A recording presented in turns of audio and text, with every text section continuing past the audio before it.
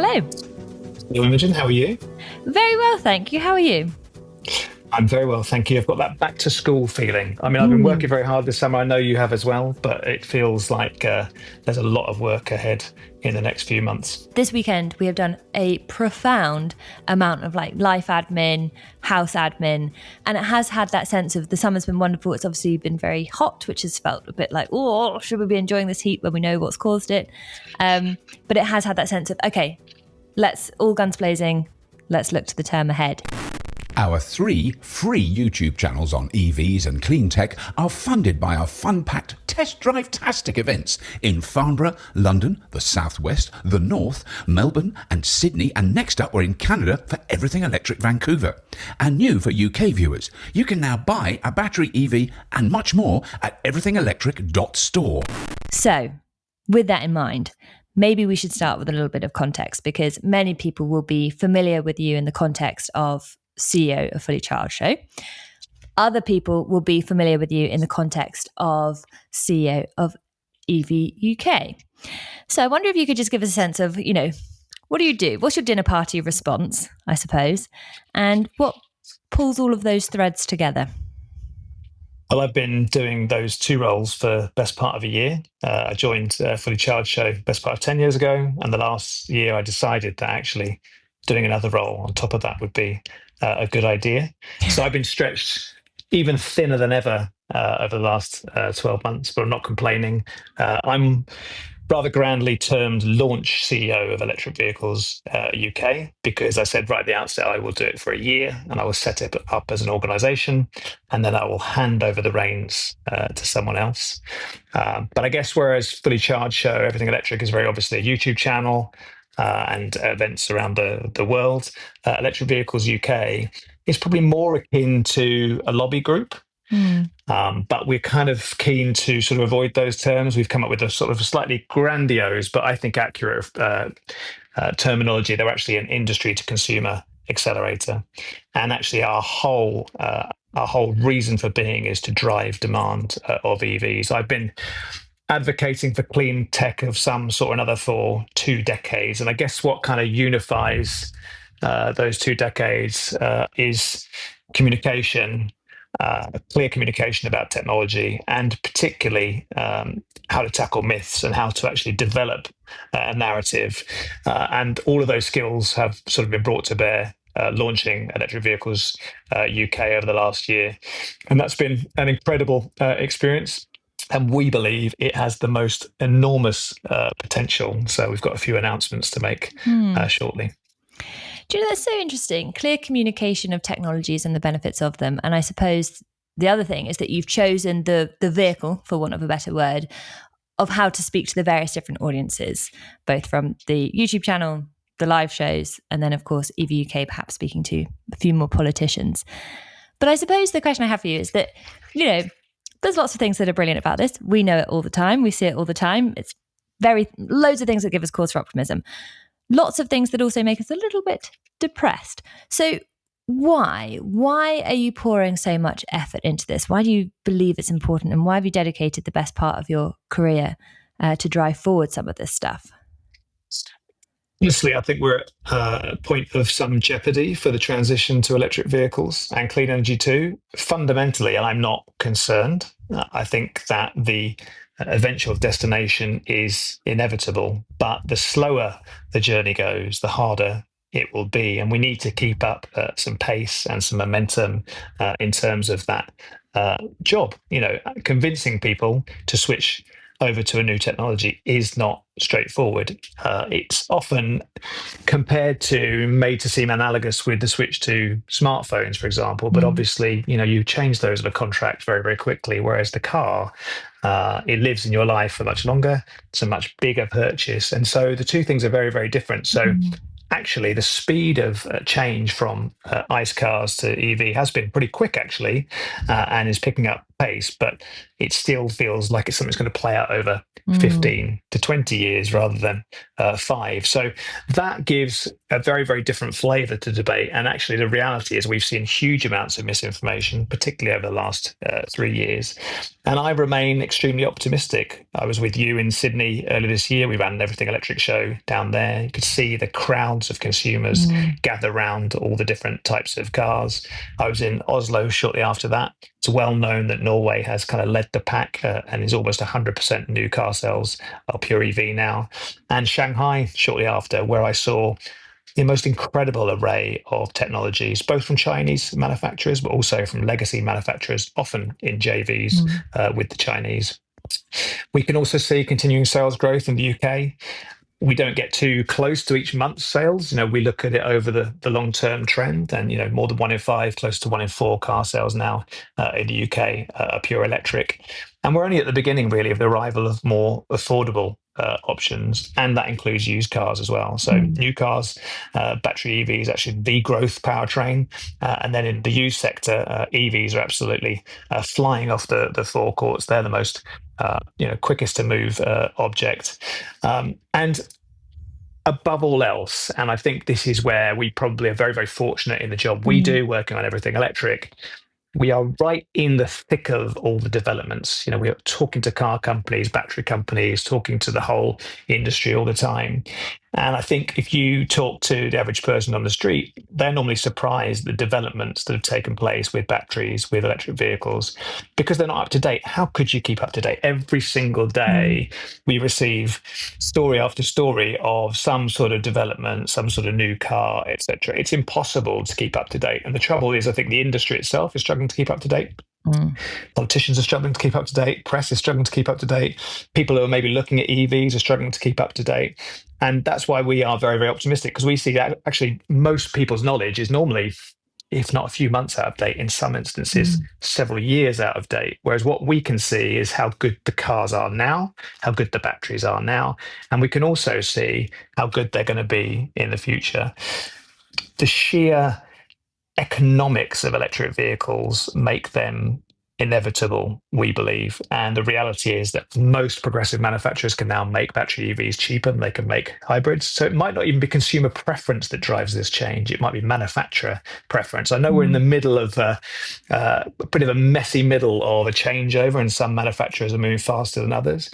But actually the economics will, like gravity, ultimately lead us to one conclusion. There was a great story just last week that CATL, the large Chinese battery manufacturer, I think they're responsible for just under 40% of batteries for electric vehicles made in the world, are on the cusp of a sodium-ion battery for $10 per kilowatt hour. Now, back in 2009, it was for a battery, it was something like $1,400 per kilowatt hour. Now, for lithium, we've broken through the $100 mark. Actually, for some lithium iron phosphate batteries are close to 0.6 of that. To go down to $10 per kilowatt hour would be an absolute paradigm shift. And that's why EVs and the case for them is getting stronger and stronger, as well as faster charging times, longer ranges. The cars themselves are getting better and better. So ultimately, we can see that coming. And from our perspective, with Electric Vehicles UK, it's really trying to use that knowledge and try and make it clear that actually this isn't just a fad. This is much more than that. This is a mega trend. And actually, it's better to not put your head in the sand, but actually adapt to that and work with that than deny it's happening. And I know that we've spoken about this before, but one of the total privileges of being part of Fully Charged Show is that we get to witness these things firsthand, exactly as you described. And last week I went to Candela. We were previously there 3 years ago when we saw the C8, this incredible leisure boat that's an electric hydrofoiling boat. And they showed us a rendered image of a P12, which is a 30-passenger hydrofoiling electric boat that can be used as part of a public transport network. I kind of didn't believe that it would happen. I was like, oh yeah, another rendered image. Good, great. And 3 years on, it's there. And it's there because all of these technological developments are happening at the same time. The environment is so ripe for this progress. But we're so close to it and we see all these things happening. And yes, it's difficult to keep up, but we do see it and we can be assured by it. And yet here in the UK, there are still huge pockets of anxiety. And I wonder what you think those are the sources of those anxieties when it comes to adopting electric vehicles, and what EV UK is doing to tackle them. Well, I think the tech is winning. So the cars themselves have alluded to, the batteries are getting better and better, they're getting cheaper and cheaper. But where we're not winning is the battle of ideas, the battle for hearts and minds. And that comes down to the fact that there is something of an information war going on. And EVs are losing that battle at the moment. We've just seen and shared some news that actually the Times, for example, is very regularly reporting negatively on electric vehicles, and we've dug into why that is. And they're not the only media house that's doing that. There just seems to be a torrent of negative stories coming out about EVs, with really trying to sort of stymie or slow down the progress of EVs. Equally in the UK, for those listening outside of the UK, we currently have a system where we have a government in place, a Labour government. They were voted in the general election just over a year ago, and they are trying to fend off the threat of a new, more right-wing party called Reform, and I think they are triangulating a lot of their positions against what Reform is saying. I think they seem to be a little bit concerned about what Reform would say about any particular policies, and the reality is Reform are really trying to rubbish EVs as part of a whole anti-net zero agenda. So we're seeing in the UK, and it is happening around the world. I don't have to mention any Trumps, for example, to say, there are politicians that are very, very vehemently against these technologies. I wonder why. And the reality is that's the sort of thing that we are fighting at the moment. But if you can imagine, you work within a car maker, or you are in government, and you're not au fait with what's going on, you may well believe some of that misinformation that is out there. And in our experience, very few people, and this is not a criticism, it's the way it goes, but very, very few people are making decisions, policymakers, auto executives, press, etc., actually drive EVs or drive them habitually. And we would argue that is a fatal Achilles heel when it comes to them actually trying to legislate for these cars or trying to promote these cars. If you don't really understand how good the tech is, if you don't really understand that actually it is superior to what's come before, then it's very, very hard to go out and promote that. So we think that is a real issue, and something that Electric Vehicles UK is trying to tackle.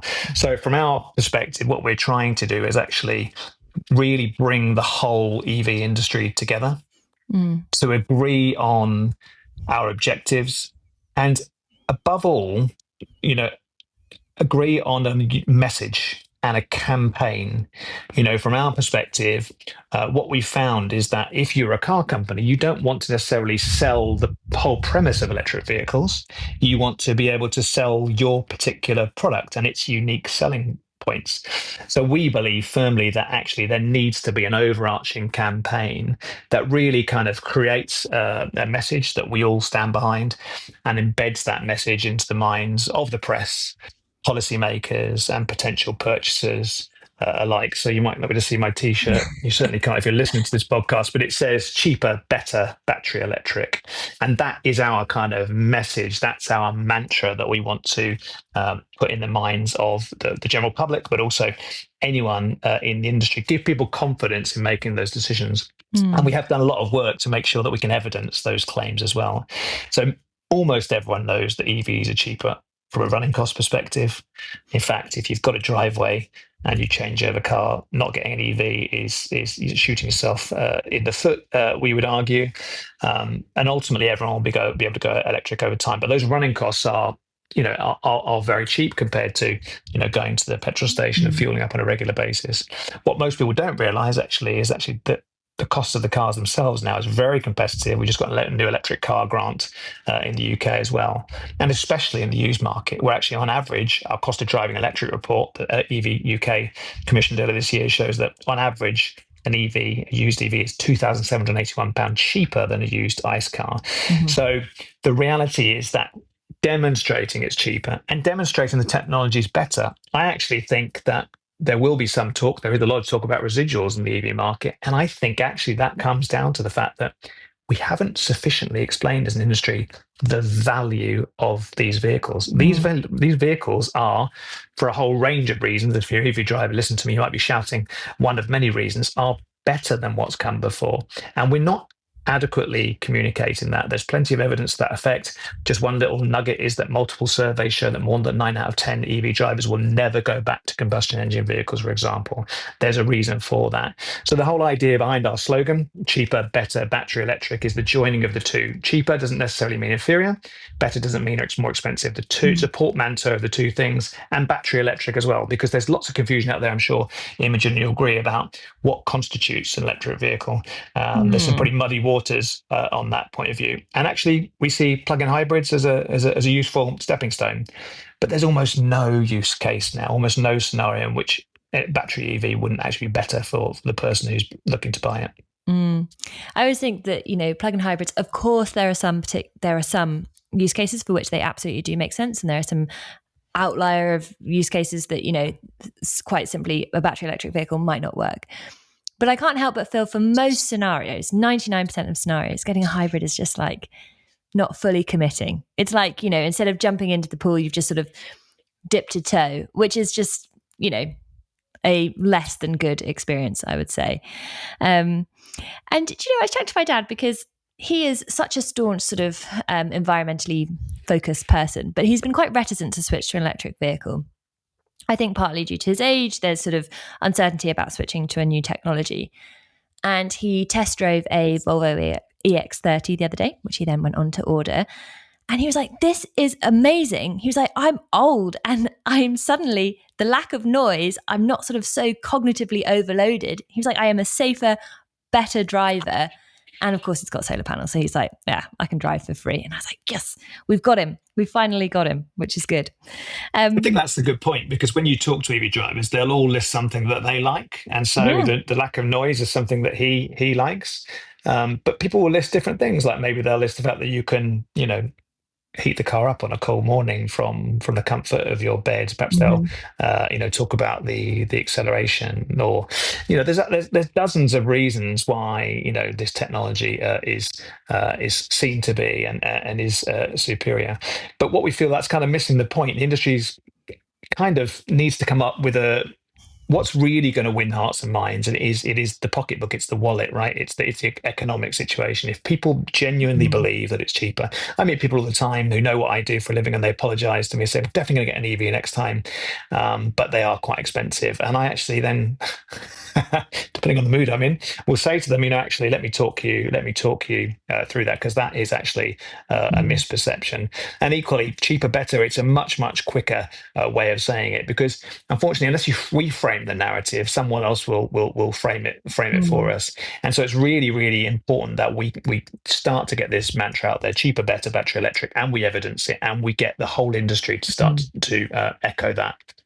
And we should definitely link to the cost of driving electric report, because it's so useful to be armed with that nugget of fact. Say, well, actually, let me just pass this fact in front of you, and you will see that they are not more expensive. Now, obviously, there's a huge ambition when it comes to EV UK, but all of these things cost a little bit of money and presumably require more than just Dan Caesar to spearhead. So what are your thoughts with regard to that funding and to growing as well? Well, for those that don't know, we launched last year, and actually the Fully Charged show, we put in a fair amount of investment to get Electric Vehicles UK underway. Getting things moving from a standing start is no simple feat. So we've done that to get it started as our kind of gift to industry. But I'd be remiss if I didn't name check Greg Jackson at Octopus for also putting in some seed funding to get this going as well. We call the year that we've just gone through sort of year zero. As we've built out our plans, we've consulted with about 200 different companies and what the market wants, what the industry wants from Electric Vehicles UK, and we're very, very clear on that now. But it will be a membership organisation, if you like. So we're calling it an industry to consumer accelerator. It will rely on companies joining us as partners in this message, partners in our campaign, if you like, So it's to be funded by industry. That includes many different car makers, but everyone across the whole EV industry supply chain. And what we're working to do is actually fund, a coherent campaign, a program of activities under the cheaper, better battery electric strategy throughout the course of the next 12 months. We've built up and brought together a first-class team. So we've got people who've come from industry, people who all drive EVs within the team. And most notably, we've just agreed, and we're just about to announce today who our CEO is going to be, and also who our chairman is going to be. And I'm delighted to say that our chairman is going to be Dr. Andy Palmer, who you know very well. Some people know him as the godfather of EV. He was obviously instrumental in the launch of the Nissan Leaf. And as CEO, we're bringing in Tanya Sinclair. Tanya has got a really interesting background in her own right. She's ex-Nissan, so she's worked for a British-based car maker. She's ex-Tesla, so she's worked for the market leader in this space. She's ex-LEVC, which is part of the Geely Group, so she's also worked for a Chinese OEM as well. She's also worked for ChargePoint, so she's very au fait with the charging industry. So Tanya's coming to lead the organization effective immediate. I'm very proud of what we've achieved so far. There's a lot to do, and I am actually going to stay on in the capacity of founder and strategic lead. So I'll be working very, very closely with Andy and with Tanya to help Electric Vehicles UK sort of fulfill its potential over the coming months. We also we're creating a board. We're hoping to get a political figure onto that board as well to be part of that. But it'll be a board of 9 with Andy, Tanya, myself, 3 non-OEM partners and 3 OEM partners. And the non-OEM partners are Octopus Energy, OVO. And Dan mentioned a third, even bigger and arguably even more influential company. But we will have to keep you in suspense a little longer before we announce who that is. Rest assured, though, the 3 non-OEM partners have tens of millions of UK customers between them. So it's coming together really, really well. And our first year proper, if you like, begins on October 1st. So everything we're doing at the moment is gearing up to that. And you'll see more and more activity from us going forward. Goodness me, that is, you've been quite busy, I would say. We've been, operating slightly in the shadows, just trying to really understand what the industry wants of us. And, from our perspective, we're really trying to focus on 3 areas. It's really important to be efficient as a fan of battery EVs, as a fan of energy efficiency. I think, efficiency is king. And, from our perspective, we will have a finite budget. A budget that can make some difference, but we'll have a finite budget. And the reality is we want to be super effective in all of our actions. So rather than targeting the whole world, we're really trying to target key policymakers. So to that end, we'll be at Labour Party conference shortly. We're really trying to target key members of the press with respect to provincial newspapers. It really is, when it comes to misinformation and information, it really is, the key broadcasters, whether it's Sky, BBC, GB News, whether it's the Daily Mail, it's the Times, the Express, will be working and targeting all those titles as well. And equally, what we see is it's really important to not see the consumer or the car buyer as one big monolithic block. We've got to chip away at them to the tune, I think it's about 1,300 EVs a day at the moment. We've got to chip away at them, chip away at those that are, if not ready, are open-minded. Our view is that there are lots and lots and lots of people out there who are hesitant about EVs, not hostile. They just need a bit more information. Maybe they need 1 more question answered. Maybe they need 2. Maybe they need 3 or 4. But ultimately, we can move those prospective buyers forward. So it really is about potential purchasers who are probably within a year or 2 of buying EV. How can we get them across the threshold more quickly? And we think the cheaper, better mantra is going to be a real way to grab people's attention and get people to say, yeah, I think I will take a look at that. It was actually my first EV 10 years ago. I bought it off the back of a spreadsheet. to show my wife that actually it was going to be really economic to run. It wasn't just a kind of virtue signaling middle class pursuit to buy this battery EV, but actually it was going to be cheap to run. And that's when we made the decision, ironically. And I'm not saying money is the sole driver, but for most people it's probably the single biggest factor, hence us using the word cheaper, using the word better on repeat. And I mean, ultimately, it'd be brilliant if people didn't have to make decisions purely based on money or principally on money. But right now, in this particular economic climate, we kind of have to. And actually, if you can go where you need to go and not worry about the cost of doing that, that gives you a tremendous amount of freedom, and that is improving your life in other areas as well. So I think it's such a core component of this whole message that you will save money by driving electric. So you've mentioned a couple of the activities there. Are there any others that we should be looking out for? Well, certainly Labour Party conference is a big one. So that comes up at the end of the month. It takes on even greater significance, really, because EVs have been quite a political topic this year. We have had a zero emission vehicle consultation. We have also had an electric car grant announced. And there is a real sense in the EV industry that those two things could have deserved perhaps a little bit more input, let's say, from the EV industry itself. The reality is it's a very, very tough job running a consultation. It's extremely tough being a government and making some of these decisions.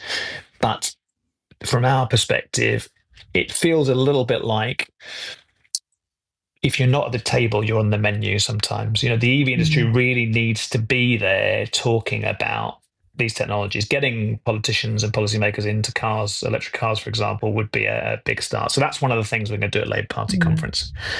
But the zero emission vehicle consultation, for those less familiar with it, has a phase out period from 2030 to 2035, which did not include plugless hybrids, included only plug-in hybrids and battery electric vehicles. And lobbying by the industry, this has been reported in The Guardian very, very recently, particularly by the likes of Nissan, Jaguar Land Rover and Toyota, have seen plugless hybrids added back in from 2030 to 2035. Speaking internally within the industry, that has caused some consternation because all the companies that are in that market plan based on what they know, and that was new information to them. And planning cycles in the automotive industry, well, you work for a big OEM, they are not, they're very, very serious. If you get that wrong, and suddenly you're manufacturing everything gearing up to 2030, and suddenly the rules change, that caused some serious consternation. More recently, electric car grant was a bit of a bittersweet moment in that it actually was good news and it was legitimacy from government saying, yeah, we're going battery electric, but the way that the scheme was designed has caused concern amongst some stakeholders within the industry. So it definitely feels that it will be really beneficial to have battery electric vehicle industry voices or united voice around the table when these decisions are being taken. So that's one thing. We'll definitely be working with as many policymakers and politicians as we can. And really, we want to avoid any further weakening of the mandate. The danger is that if numbers slow down, uptake slows down, the government might further weaken the mandate. That would be disastrous for the planning of the OEMs that are trying to marry up manufacturing with consumer demand, which is a very, very tough job at the best of times. But equally, it would, I think, be very, very bad for the UK economy. We actually have a huge opportunity here to embrace EVs and actually get jobs and start to increase our economy through that. So that's one of the things coming up. We've got Everything Electric South, which is our own show coming up in October. Electric Vehicles UK will be there as well. And we're also going to run an event called Everyone Electric, which is going to talk about the people who you might not think can have an electric car and be happy with it.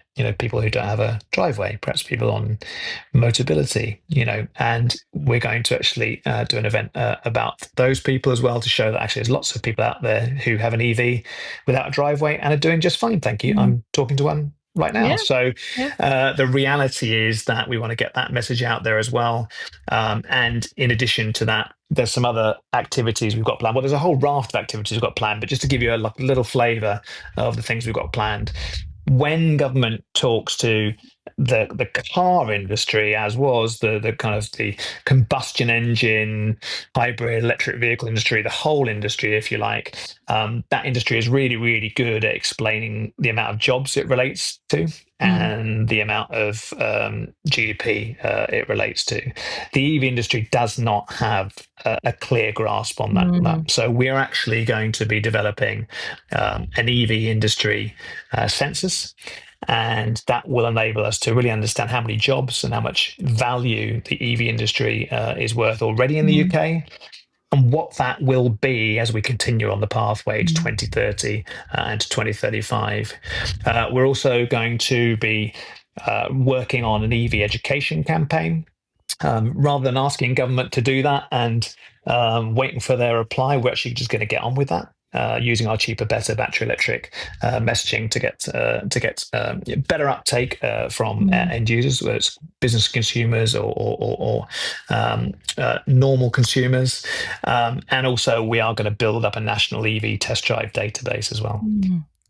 Putting people in these cars and getting them to test drive them is absolutely critical. And you can do that all year round. We do that at our Everything Electric events, very successful. We've done over 120,000 test drives around the world, but we want to turn that into an all year round affair. The amount of people who get in an EV, maybe with a few qualms, and they get out again full of smiles going, actually, this is really good. What was I worried about? And then go on to buy is considerable. So a whole range of different things planned, but hopefully that gives you a bit of a sense of what we've got coming up.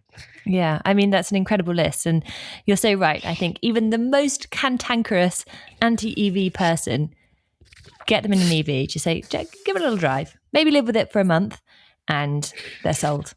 But I think that the jobs component is so interesting as well, just because we're not just talking about manufacturing electric vehicles, the impact of the broader supply chain, from the charging industry, from, homegrown British energy, for want of another word, battery components, battery development, everything. It's so significant, and it's such a huge step change, which has an inordinate ability to set us on the right trajectory towards not only a clean energy transition, but being a much more resilient economy as well. So obviously there's lots of things that consumers can do and will experience as knock-on benefits of this, but this is principally an industry body. So what can people listening to this podcast who maybe don't work in the industry, what can they do to support the cause?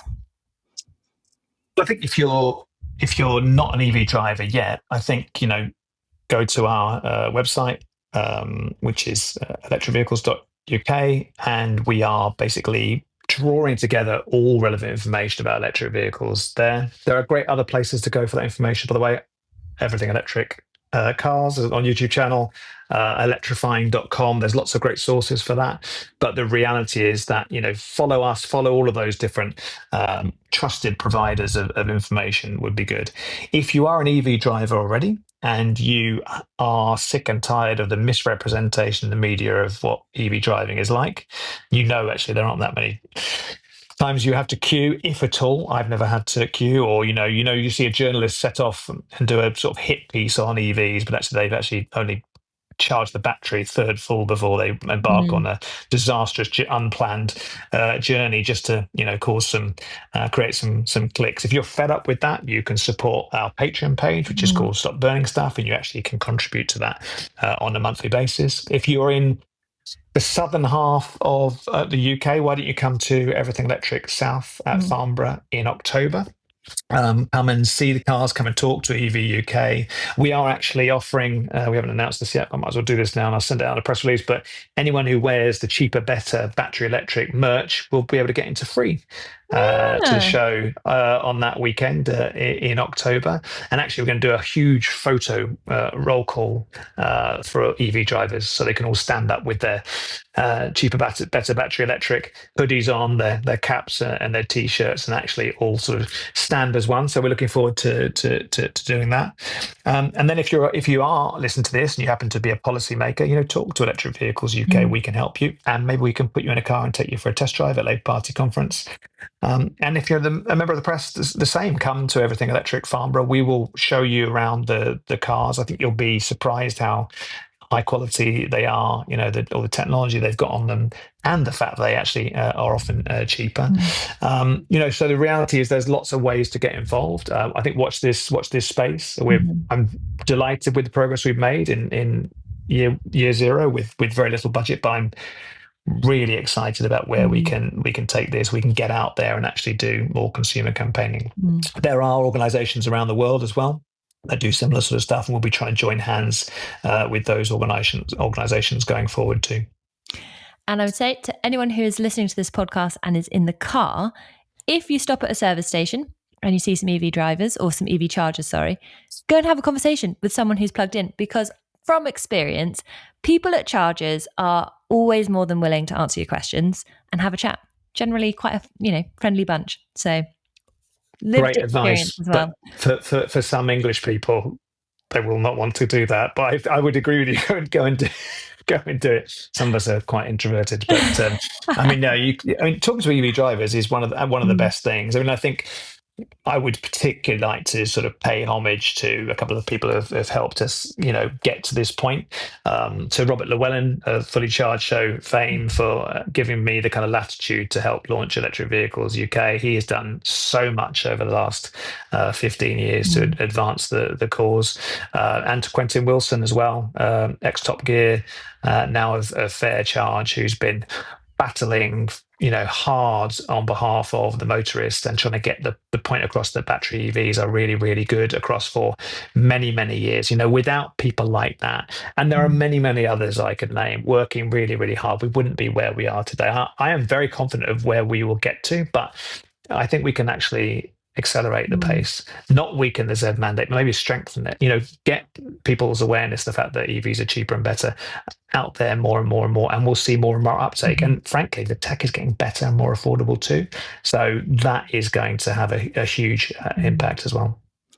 Now we are coming towards the end of this discussion, but before you go, thought, should test that you've done your homework, which I'm sure you have, but we need to test this theory. So I'm going to give you 3 common EV myths. You've not prepared for this, so this is, testing what knowledge you have at your fingertips. And I want to see if you can debunk them. So the first one I've got here is that the EVs are falling off a cliff. No one is actually buying them, and the uptake is going down. True or false? Globally, EV sales are growing. They are growing incredibly fast in some countries and much slower in others.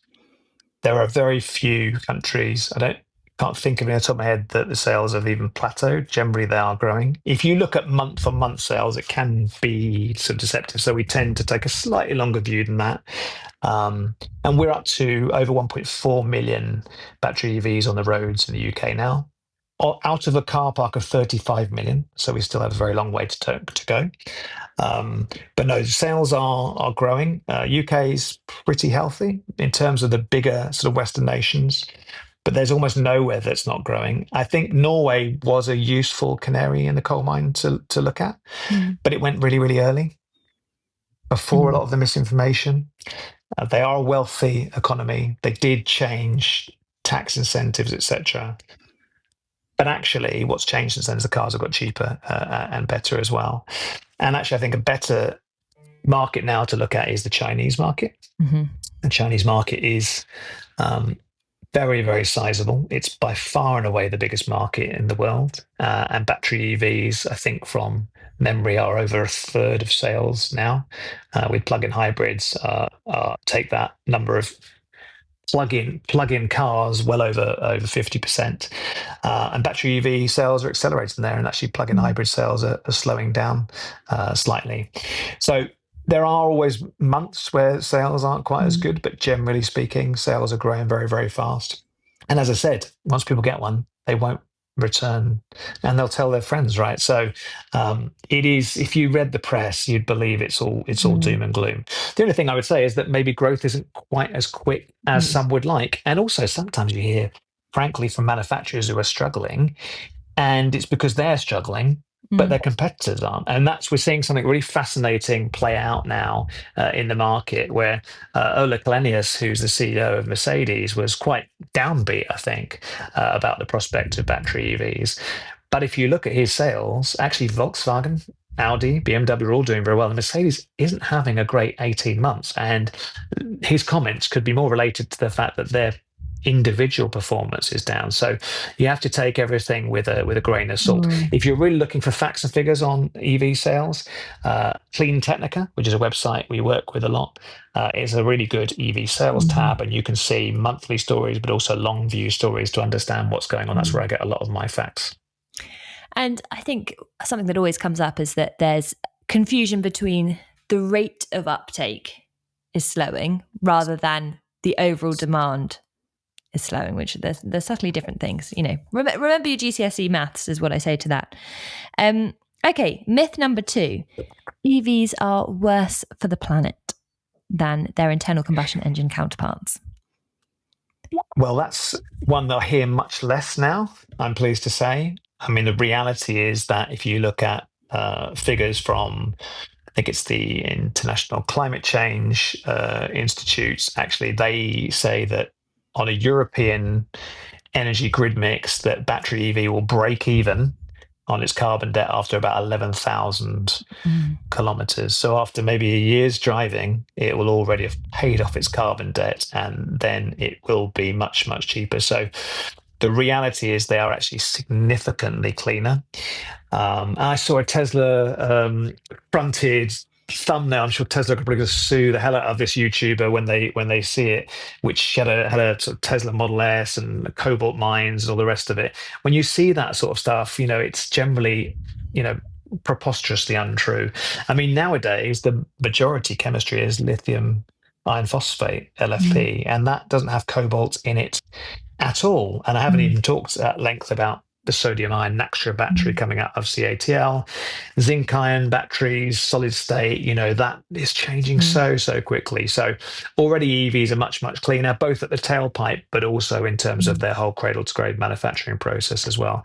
There's a brilliant breakdown of how much cleaner a Polestar 4 is, I think, in our Polestar 4 review video on everything electric cars done by Jack Scarlett, which actually shows you how much cleaner they are, even than that's quite a big car than smaller ICE cars, for example. So that's fundamentally untrue. And I think most people are aware of that now. But yeah, that still persists. Some people still try and bring that up. But no, it's quite easy to rebut that these days. And of course, second life use of batteries, recycling of the battery materials, and a lot of the data when it pays off its carbon data, and when that moment happens, it still assumes you're charging your car using a very dirty grid. And so fundamentally, electric vehicles are a more efficient technology. So even if using electricity generated by coal, it's still a more efficient and cleaner technology than petrol as well. Clean on a dirty grid, batteries last a lot longer than people think. People get excited about battery recycling. I personally am very excited about battery recycling, but batteries go on so long and then they can have this second life, as you said. The reality is that this is a paradigm shift. Not everyone might see that yet. We understand it's an education process. It takes time. There's so much misinformation out there. We have to clear that. That's what Electric Vehicles UK is here to do. But fundamentally, one of the things we want to do with Electric Vehicles UK is not be reactive all the time. We wanted to react and deal with misinformation, but actually we wanted to spend 90 of our times developing a new narrative, being proactive. I think that's been a bit of a problem. Crucifying a metaphor, maybe a bit of a painful one for another EV myth, but you know, we seem to, as an industry, be running around putting out fires. So, for example, not literally, far from it, but the Luton car park fire was quite a famous story that became a big story. And actually, it wasn't an EV. The story went out there it was an EV. It was actually, I think it was a Range Rover, wasn't it? I think it was a Range Rover, I think. Apologies, JLR, if that's not the case.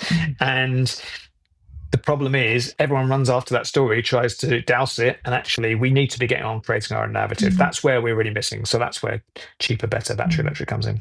And it's so important because the power of anecdote is powerful when technologies are still reasonably nascent, or like the uptake isn't totally mainstream. And so we need to flip the narrative on making those anecdotes good ones instead. Now, you've already debunked this one because I was going to ask you, are EVs more expensive? But just so anybody listening has this fact ready at their disposal, I wonder if you could give us the stat on just how much less expensive electric vehicles are compared to petrol. Oh, used EVs are less expensive. I mean, that's a given. The cost of driving electric report shows best part of £3,000 cheaper, model by model. There's some brilliant used EVs out there. They will last a long time. Particularly fond of BMW i3, Tesla Model 3, Ioniq 5. There's some fantastic used vehicles out there for sale. So they are cheaper, and then the running costs are much cheaper as well. If you are getting a new EV, there are very, very, very few people who buy a new car outright. If you were comparing it sticker price to sticker price, model to model, they're actually much closer than people realize. And sometimes EVs are cheaper, sometimes they're more expensive. But the bulk of people buy on some sort of finance, some sort of contract, and frankly, that's probably the sensible way to go if you want a newer car. In those scenarios, we through the cost of driving electric, I think we ran about 140 different scenarios. On average, consumers could save the best part of £6,000 over a 4-year term. So the big savings are going to come if you have a driveway and you do a lot of mileage, but you could save way more than £6,000 then. But actually, the reality is for most people, it is considerably cheaper. And also a couple of little things. If you've not got an EV yet and you're listening to this, you may think, as I did before I got one, that I'm going to charge it every night, or I'm going to use the route charging, more expensive route charging on a regular basis. I mean, just to put it into context, I average 30,000 miles a year every year. I would only rapid charge maybe once a month. And given that I do that mileage, I'd probably only charge it at home once or twice a week, not every night, and you rarely use it. So there's quite a disproportionate mix to how much you use it. So it's very, very cheap to run. And then, of course, there's all those running costs that, you don't have to change much. You have to rotate the tyres, similar amount to how you would rotate the tyres on nice cars. You change the washer fluid, but actually there's far fewer moving parts. So actually the maintenance and servicing bit is much, much cheaper as well. So it is the best experience, I think. But, ultimately, people shouldn't believe me. They should go and try it for themselves. Well, I think that is probably the perfect note to end on. So thank you so much for giving us the latest and greatest on what's happening in the world of electric vehicles UK. It sounds super exciting. It sounds super busy, but super, super exciting, and obviously extremely important too. So thank you so much. Well, that is all that we have time for today. Of course, please do let us know what you think in the comments. Please do like and subscribe. And if you have been, thank you for listening and watching. Now visit electricvehicles.expert, where you can follow everything electric and keep current with Clean Technica, The Driven, Electrek, and many more.